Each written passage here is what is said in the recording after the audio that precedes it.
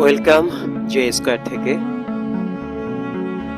আমরা আজকে আসলে আপনাদেরকে একটা নতুন কিছু দেখাবো। এই নতুন কিছু দেখার জন্য আমরা নিজেরাও খুব যে প্রস্তুতি নিয়েছিলাম তেমনটা না।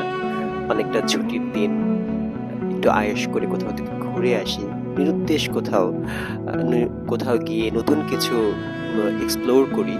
এইরকম একটি মনোবাসনা থেকেই আমরা কিছু ফ্রেন্ড, কিছু দুরন্ত কিছু প্রাণ আমরা বের হয়েছিলাম। কমলাপুর স্টেশন থেকে আমরা লোকাল ট্রেনেই রওনা করে পৌঁছেছিলাম সীতাকুণ্ডে। সীতাকুণ্ড বাজার থেকে নেমে আমরা রওনা দিয়েছি সীতাকুণ্ডের সবচেয়ে জনপ্রিয় যেই টুরিস্ট স্পট আছে, বিরূপাক্ষ মন্দির আর চন্দ্রনাথ মন্দির, সেই চন্দ্রনাথ মন্দিরের পাদদেশে। যদিও আমরা ঠিক মন্দিরে যাব না, কারণ মন্দিরটা আমরা বরাবরই আমরা দেখেছি, জানি।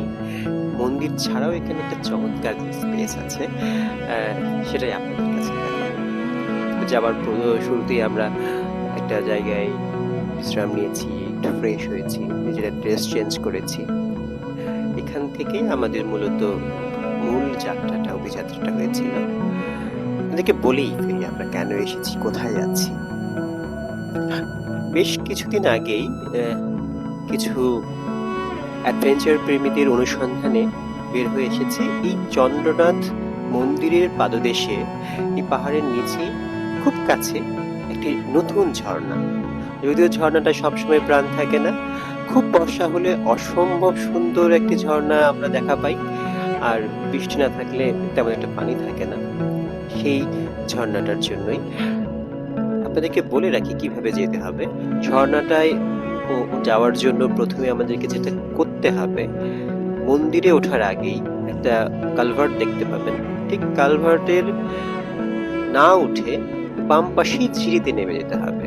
নেমে সিঁড়ির পাশে দিয়ে জাস্ট একটু সোজা হাঁটলে বামে ইউটার্ন, বামে একটা নালা ধরে কিছুক্ষণ আগালেই এই ঝর্ণাটা পেয়ে যাবেন। আপনাকে আরেকটা জিনিস মাথায় রাখতে হবে, স্থানীয় মানুষজনদের কাছেও এই ঝর্ণাটা খুব একটা পরিচিতি লাভ করেনি। যদি আপনি মনে করেন কাউকে জিজ্ঞেস করে করে এগিয়ে যাবেন, চেষ্টা করে দেখতে পারেন। তবে সবসময় সঠিক ইনফরমেশনটা পাবেন এমনটা আশা করাটা ঠিক হবে না। অনেকেই জানেন না আর ঠিক কোন জায়গাটায় ঝর্ণা, ঠিক স্থানীয় মানুষরাও সেভাবে চিনে উঠতে পারেনি এখন পর্যন্ত।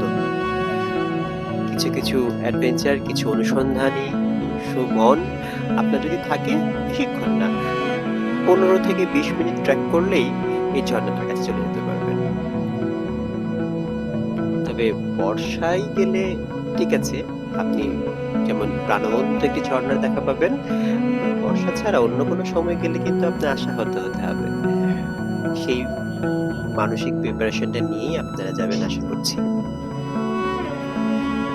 তবে ভালো লাগবে অবশ্যই যদি ঝর্ণা পান। আর ঝরা এই যে ঝিরিপথ, এটার সৌন্দর্য তো বরাবরই অসম্ভব সুন্দর থাকে, ভালো লাগে।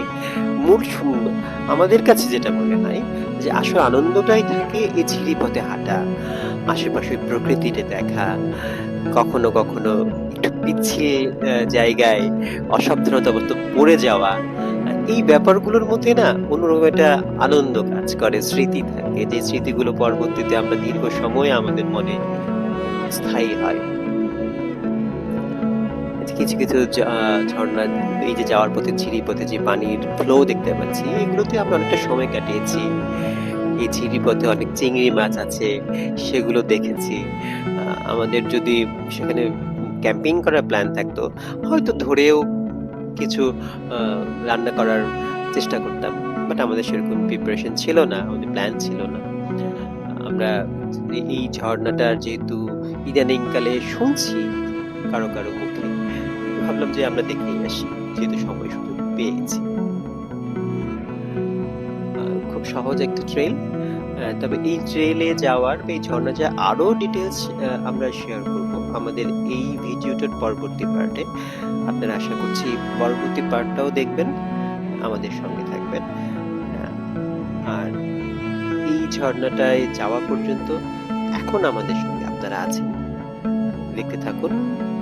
আর আপনাদের সঙ্গে অবশ্যই কথা হবে আমাদের নেক্সট ভিডিওতে আরো ডিটেলসে।